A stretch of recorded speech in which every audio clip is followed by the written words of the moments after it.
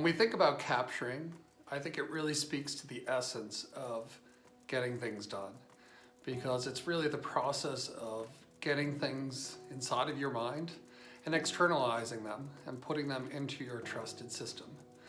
For me, it can happen electronically or paper-based.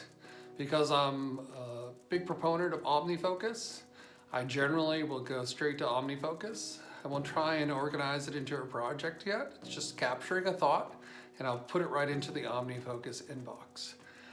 When I'm on calls, I actually find it more effective to use a paper-based tool. So I have my notebook that's always next to my computer, and it's just easier for me to transcribe thoughts as I'm in a meeting.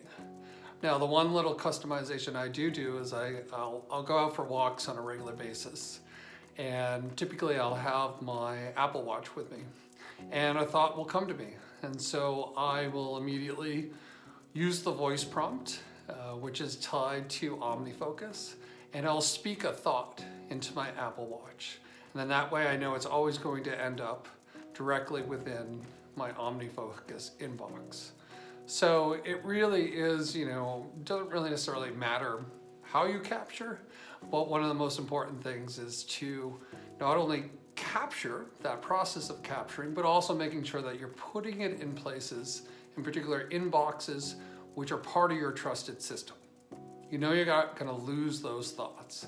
And I think that's really one of the key concepts where so typically we'll grab a Post-it note and we'll write a thought down, and you'll lose that thought and you'll have to rethink, and you lose that energy of having to rethink that thought that you had previously captured because you've lost it. So the key is both the action of externalizing thoughts and putting them into paper or whatever system you prefer, but then more importantly, making sure you're putting it someplace where you can retrieve.